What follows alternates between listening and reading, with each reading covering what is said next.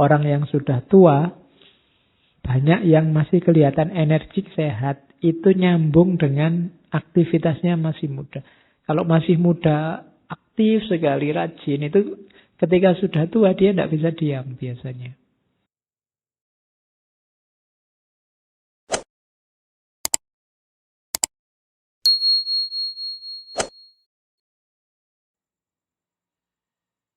Kalau dalam Islam ngomong tentang waktu itu ada beberapa istilah. Dalam Al-Quran juga ada beberapa istilah. Yang pertama ajal. Yang kedua dahar. Yang ketiga waqt. Yang terakhir asar. Ajal itu batas akhir. Idza jaa ajaluhum la yastakhiruna sa'atan wa la yastaqdimun. Kalau sudah sampai ajalnya, tidak bisa dimajukan atau dimundurkan. Jadi batas akhir.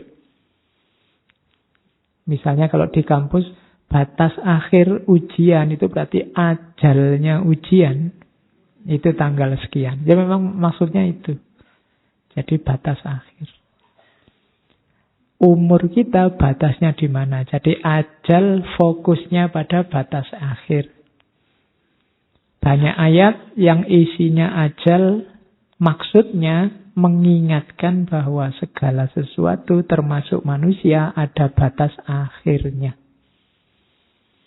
Kamu sedang sumpek, ingatlah kesumpekanmu ada ajalnya, ada batas akhirnya. Maka jangan terlalu galau. Kamu sedang senang, dapat kenikmatan juga, jangan lupa diri karena ada batasnya. Karena kenikmatan itu, kalau kamu tidak hati-hati mengelola, melampaui batasnya, bisa jadi kesumpekan. Kesusahan. Jadi itu pelajaran dari kata-kata ajal. Ingatlah, segala sesuatu ada ajalnya, ada batasnya. Tidak ada senang terus-terusan atau sedih terus-terusan. Tidak ada nikmat terus-terusan atau laknat terus-terusan. Ada batas-batasnya. Yang kedua, dahar. Dahar ini, kalau bahasa pasnya mungkin durasi. Durasi itu ngitungnya sejak lahir sampai mati, itu durasi. Misalnya HP ini durasinya, masa hidupnya adalah berapa? 7 jam kalau aktif misalnya, kalau masih baru. Nah, itu namanya durasi. Dari 24 jam hidupmu aktif itu mungkin durasi meleknya ya 24 dikurangi 8. 16 jam misalnya. Kamu lebih 16 jam mungkin kamu sudah lemas. Nah, itu dahar namanya. Alam semesta ini ada durasinya. Kalau ajal itu yang dilihat batas akhirnya, kalau dahar ini dilihat durasinya. Awal sampai akhirnya. Jadi dahar ini mengingatkan bahwa segala sesuatu itu selalu ada awalnya dan ada akhirnya. Kecuali Allah. Allah itu tidak berawal, tidak berakhir. Tapi semua makhluk ada awalnya, ada akhirnya. Namanya durasi. Kesenanganmu ada awalnya, tapi nanti pasti juga ada akhirnya. Akhir dari sesuatu, awal dari yang lain. Nah itu pakai istilah dahar. Ada lagi istilah waktu. Kalau waktu ini biasanya ngomong peluang. Ngomong tentang kesempatan. Itu biasanya pakai istilah waktu. Inna sholata kanat alal mu'minina kitabam mawqut. Jadi sholat itu ada waktunya. Kitabam diwajibkan berwaktu mawqutan. Ada waktu-waktunya, ada kesempatannya. Ada zuhur, asar, maghrib. Ini kan waktu-waktu sholat. Istilahnya waktu. Karena begitu lewat, ya kita kehilangan kesempatan. Makanya, misalnya subuh. Subuh itu dari munculnya fajar sampai menjelang munculnya matahari. Nah, itu subuh. Begitu jam 7 kamu sholat subuh, kamu kehilangan waktu. Jadi ada waktunya. Jadi kuliah itu waktunya sampai semester 14. Begitu lewat semester 14 kamu sudah kehilangan waktu.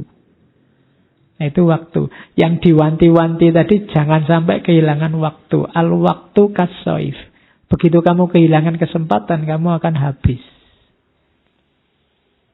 Itu waktu. Ada lagi asar. Ya, memaknainya asar. Atau waktu menjelang terbenamnya matahari itu kan asar. Tapi ini ngomong tentang masa. Kalau ngomong asar, ini lebih banyak ngomong keharusan mengisi dengan kebaikan. Kenapa? Karena ini sudah detik-detik mau tutup. Itu asar. Asar itu kan ketika siang sudah habis mau ganti malam. Jadi waktu penting dalam hidup kita itu asar. Asar itu sudah mau maghrib. Mau maghrib itu berarti mau malam. Kalau kamu mau melakukan kebaikan, segera lakukan.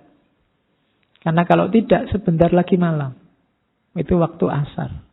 Makanya banyak hadis yang menekankan sholat asar. Termasuk Al-Quran yang ada kata-kata wassolatil wusto, itu banyak yang mengartikan sholat wusto itu sholat asar. Karena ini memang waktu penting, kunci. Kalau mau tobat, segera tobat. Karena begitu lewat, malam sudah. Waktunya tidur. Jadi ini waktu batas itu asar. Makanya Al-Quran mengingatkan wal asri. Demi waktu, demi masa. Ini kan surat favorit.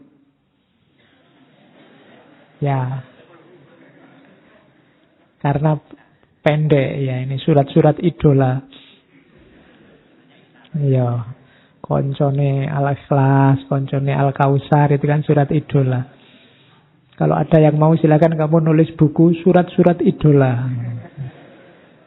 Ya, ini diidolakan oleh para makmum. Ya, dan imam yang tidak banyak apal. Itu kan wal asri. Itu pun kadang-kadang kamu yang bulat.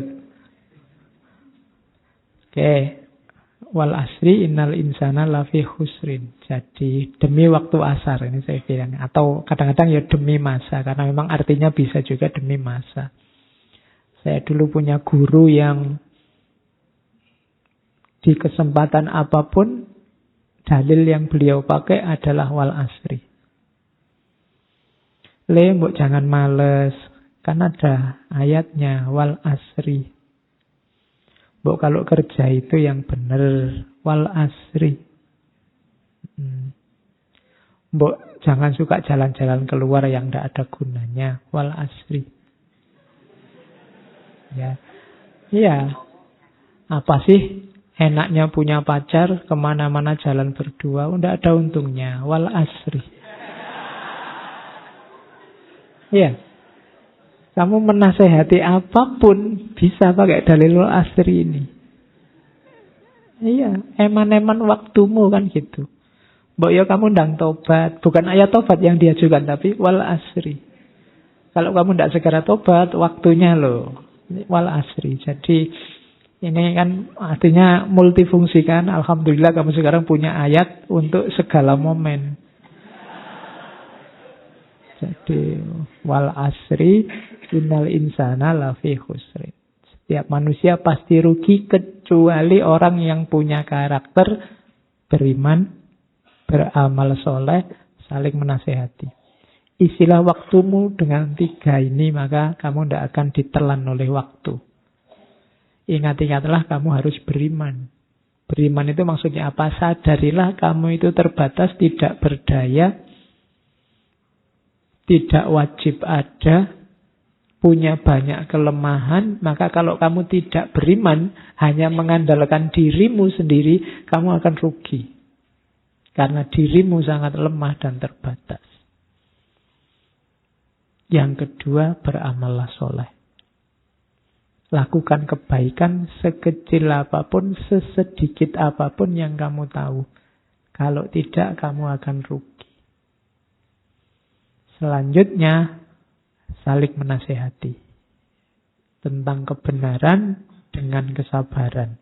Kuncinya 3, maka kamu akan jadi orang yang beruntung. Kalau ini ndak, ya kamu akan rugi. Jadi wal asri.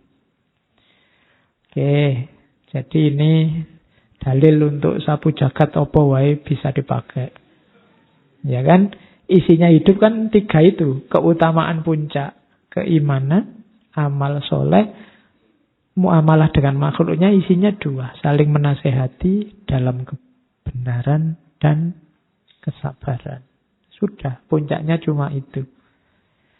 Jadi kalian wajib hafal ini. Sewaktu-waktu disuruh sambutan atau khutbah, bisa pakai ayat ini. Oke, kuncinya di situ. Oke, saya kasih sebentar dari beberapa sumber. Cara kita wal asri. Manajemen waktu.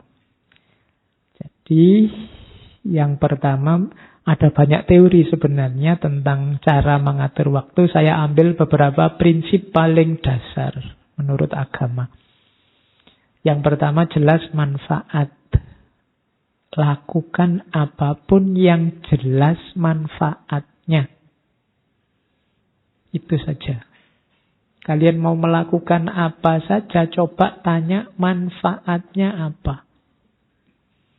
Kamu ngaji, kamu nulis, kamu kuliah, manfaatnya apa? Mau minum saja misalnya, bismillah. Ada manfaatnya? Ada, biar enggak haus. Nah, itu kan.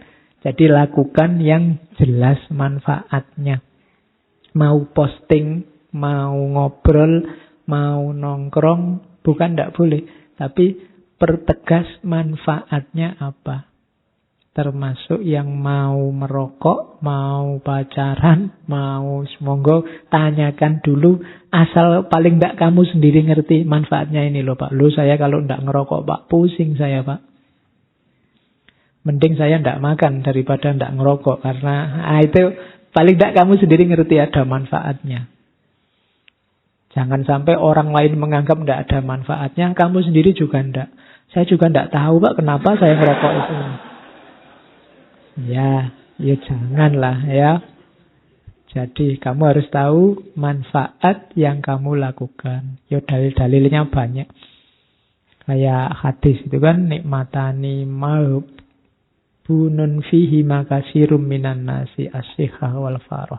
Ada 2 nikmat yang banyak sekali orang tertipu di situ, yaitu nikmat waktu luang dan kesehatan. Ini sering diceramahkan. Aktiflah melakukan kegiatan karena kebahagiaan itu ada dalam tindakan. Banyak orang ngomong bahwa, kalau saya kaya, saya tidak usah ngapa-ngapain. Hati-hati, tidak ngapa-ngapain itu tidak enak. Yang enak itu ngapa-ngapain. Ya, jadi ngapa-ngapainlah biar enak. Nah, itu yang penting ngapa-ngapainnya tahu manfaatnya. Terus termasuk juga untuk ada penelitian itu orang yang sudah tua, banyak yang masih kelihatan energik sehat, itu nyambung dengan aktivitasnya masih muda. Kalau masih muda aktif sekali, rajin, itu ketika sudah tua dia tidak bisa diam biasanya. Dan itu lebih membahagiakan daripada ketika sudah tua kamu diem. Tidak ngapa-ngapain. Loyo, energinya habis. Kayak baterai sudah tidak bisa dicas lagi. Nah, maka mulai sekarang kamu harus aktif. Dibangunnya mulai sekarang. Karena urusannya mental, saraf, dan pikiran. Kalau tidak jadi habit, ya waktu tua ya tidak usah ditunggu Pak. Saya sekarang mumpung masih muda senang-senang aja Pak. Besok baru serius Anda. Kalau tidak jadi habit, tidak bisa. Begitu mau serius, mulainya susah. Maka lakukan yang manfaat. Itu saya bawakan 2 quotes dari Ibnu Mas'ud dan Hasan Basri. Ya lumayan untuk bahanmu kapan-kapan kalau disuruh kultum. Katanya Ibnu Mas'ud, ma nadamtu ala syai' nadami ala yaumin ghurubat syamsuhu nakuso fihi ajali walam yazid fihi amali. Tiada yang pernah kusesali selain keadaan ketika matahari tenggelam.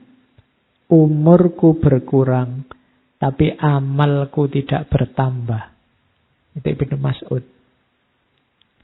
Katanya Hasan Basri, min alamati i'radillahi ta'ala anil abdi ayyaj'ala syuhlahu fima la ya'nihi khudlanan minallahi azza wa jalla. Di antara tanda Allah berpaling dari seseorang hamba, Allah menjadikannya sibuk dalam hal yang sia-sia. Sebagai tanda Allah mencuekinya, menelantarkannya. Jadi hati-hati kok kalau kalian merasa, saya itu loh Pak, kesibukanku kok tidak penting semua. Tidak ada gunanya semua. Jangan-jangan Allah sedang mencuekimu. Kamu dikasih yang tidak penting. Kenapa bisa begitu? Karena Allah sedang berpaling darimu. Cepat-cepat kembali ke Allah. Kalau sangat banyak hal yang kamu sibukkan, ternyata hampir semua tidak ada artinya, tidak manfaat untuk dirimu, untuk masyarakatmu, untuk agamamu. Jangan-jangan memang Allah sedang berpaling darimu, maka cepat-cepat kamu kembali ke Allah. Itu nasihatnya Hasan Basri. Prinsip manajemen waktu yang kedua, efisien. Ini prinsipnya orang modern. Kalau bisa multitasking.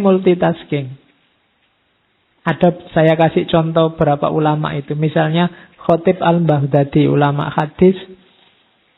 Khatib Baghdadi ini kemana-mana kalau jalan bawa buku dan baca buku. Tidak ada waktu yang terluang. Jalan-jalan sambil bawa buku. Mungkin rekreasi sambil bawa buku. Kalau kita kan hari ini bawa HP. Sekarang bawa HP tidak apa-apa, asal HP isinya yang penting, yang baik. Mungkin buku juga tidak apa-apa. Itu niru Khatib Baghdadi. Ada juga Imam Sulaim Ar-Razi. Ini ulama Syafi'iyah. Satu ketika beliau keluar rumah, ada kepentingan. Tidak lama kemudian kembali. Sudah beres, Syekh, kepentingannya sudah.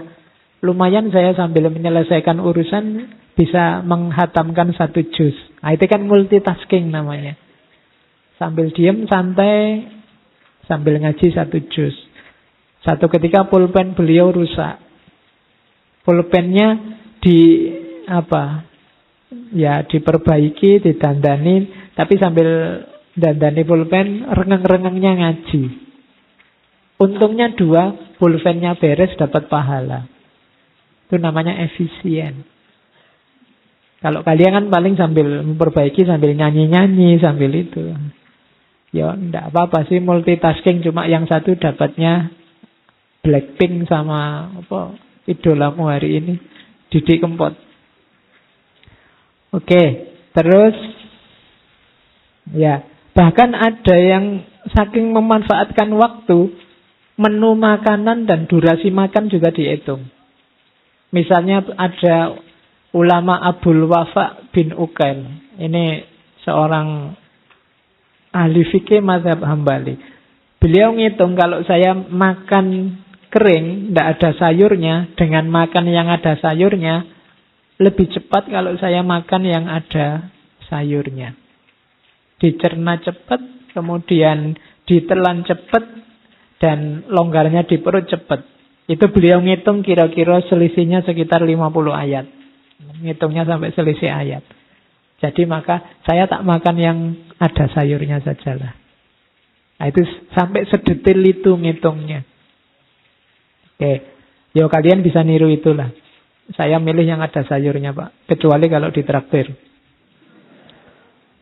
Oke, yang bahkan ada, ini unik, saya tidak tahu kalian kayak gini juga, namanya beliau Abul Barokat. Abul Barokat ini kakeknya Ibnu Taimiyah. Itu kalau beliau masuk kamar mandi atau WC, nanti saudaranya yang di luar kamar disuruh nungguin depan kamar mandi WC, cuma disuruh baca buku keras-keras. Jadi beliau sambil di kamar mandi itu sambil dengerin baca buku. Jadi sambil mandi sambil nambah ilmu. Nah, ya kayak kalian sekarang kalau ke WC bawa HP ya.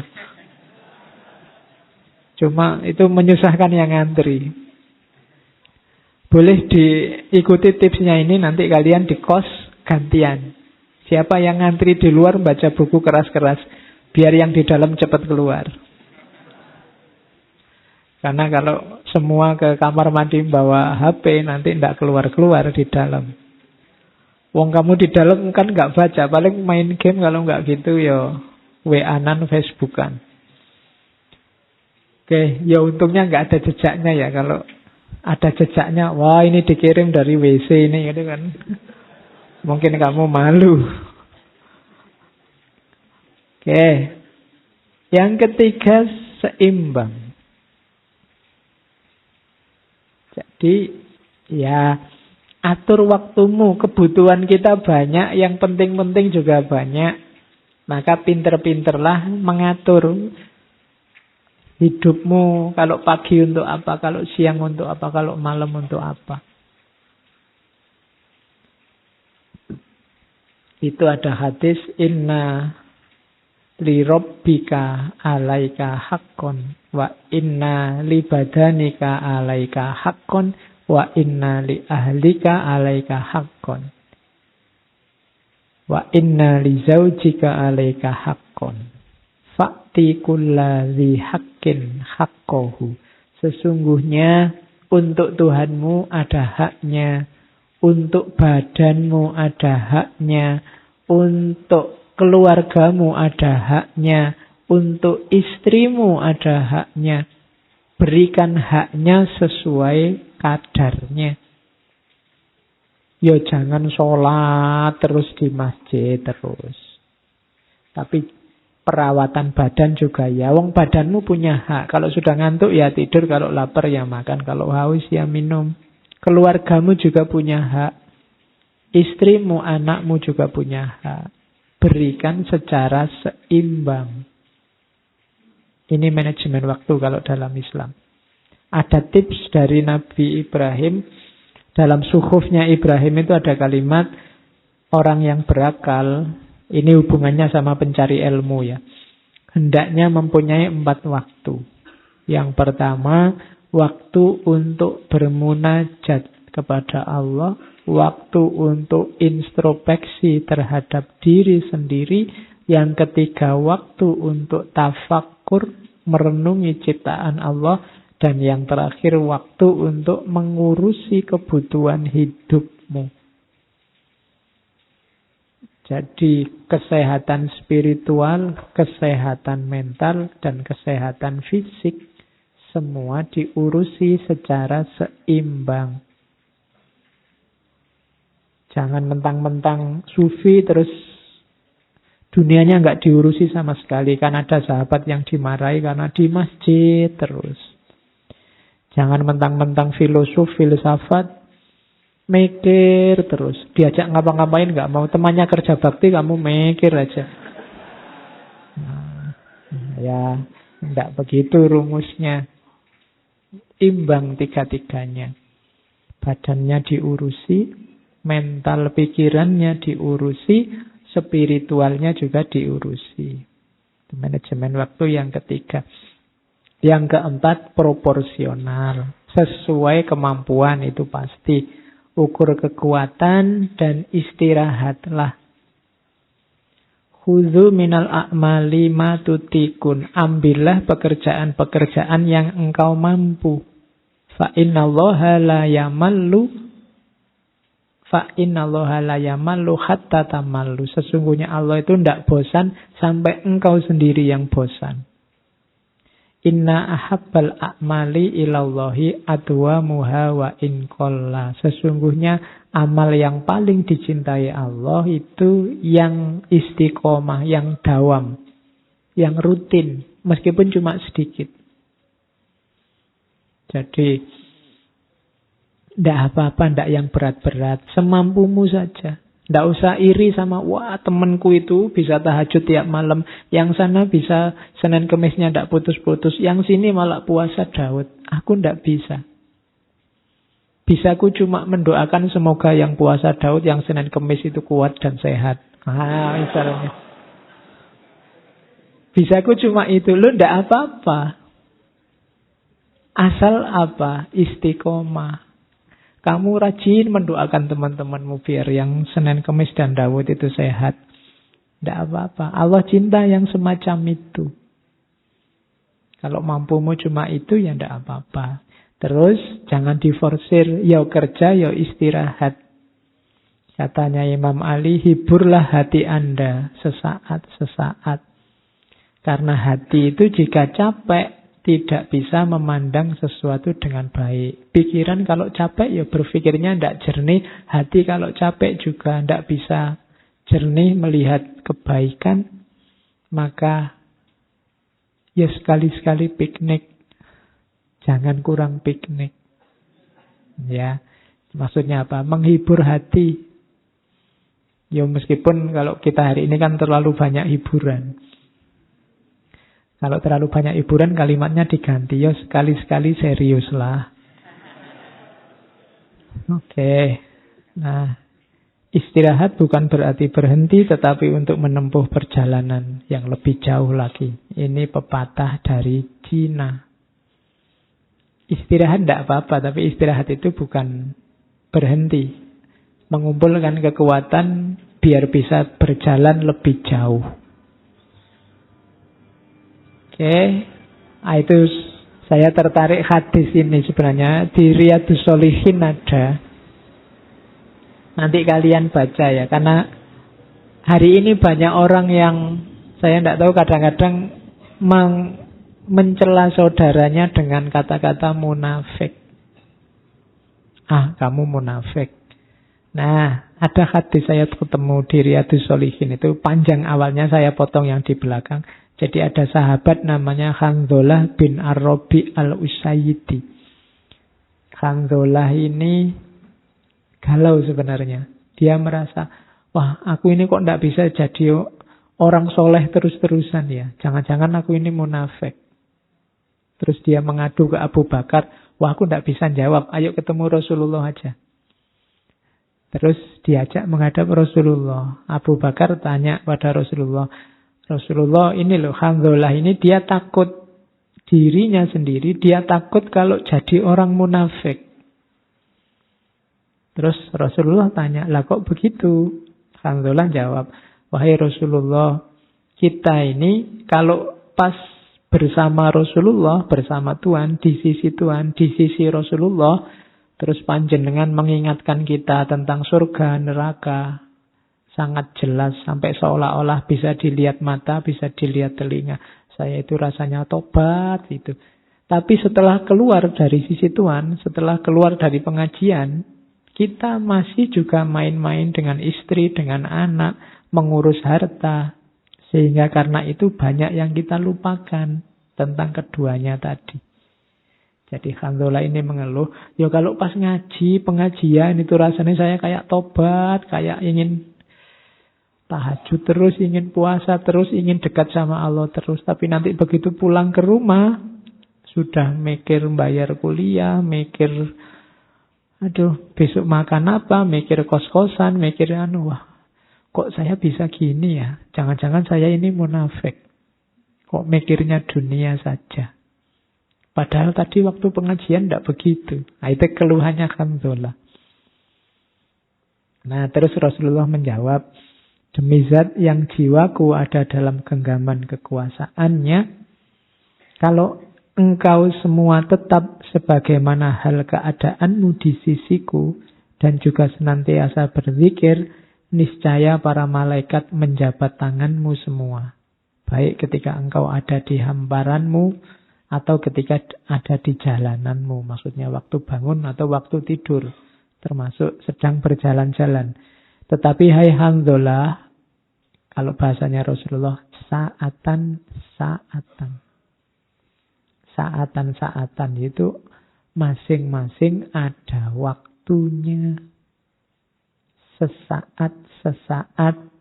Sesaat memang kita zikir, sibuk dengan Allah, ngurusi rohani kita. Nanti sesaat lagi ngurusi kehidupan kita, mencari sandang pangan, dan lain-lain. Dan Rasulullah ngomong saatan-saatan ini diulang sampai 3 kali. Saatan-saatan. Jadi tidak apa-apa kita berpikir duniawi. Asal tahu waktunya, tahu porsinya. Dan kalau ada orang berpikir dunia, jangan dituduh munafik. Katanya orang Islam, kok kelakuannya begitu, kok yang dipikir dunia. Loh memang kalau pas waktunya mikir dunia, ya mikir dunia. Waktunya ngopeni anak istri, ya ngopeni anak istri. Ada saatnya masing-masing. Nah ini nasihatnya Rasulullah. Saya bawa ke sini kelihatannya menarik. Don't waste time waiting for inspiration, begin. And inspiration will find you. Itu itu bukan haji ya. Ya. Ya. Harriet Jackson Brown Junior. Ya. Jadi jangan buang-buang waktu menunggu inspirasi. Wah, saya nyari inspirasi dulu, Pak. Saya nunggu mood, Pak. Sudah ketemu. Mulailah saja pekerjaanmu, inspirasinya akan datang. Harriet Jackson Brown Junior. Ini motivator dari Amerika. Dia punya kalimat bagus juga. Don't say you don't have enough time. Jangan bilang kamu tidak punya waktu atau tidak ada waktu. You have exactly the same number of hours per day that were given to Helen Keller, Pastor Michelangelo, Mother Teresa, Leonardo da Vinci. Itu semua tokoh besar. Jangan bilang kamu tidak punya waktu, tidak ada waktu, atau tidak cukup waktu. Waktu yang diberikan padamu sama persis dengan waktu yang diberikan pada siapapun tokoh-tokoh besar. Soekarno, Ki Hajar Dewantara, Kiai Haji Hasyim Asy'ari, Kiai Haji Ahmad Dahlan. Waktunya sama 24 jam. Persis. Dan mereka bisa melakukan hal-hal besar. Kenapa kamu tidak? Nabi Muhammad pun juga 24 jam. Tidak ada dalilnya karena beliau Nabi, maka waktunya jadi 28. Tidak ada. 24 sama. Tapi manfaat hidupnya luar biasa. Maka jangan beralasan tidak punya waktu atau tidak ada waktu. Jangan-jangan kita saja yang tidak bisa ngatur waktu. Oke.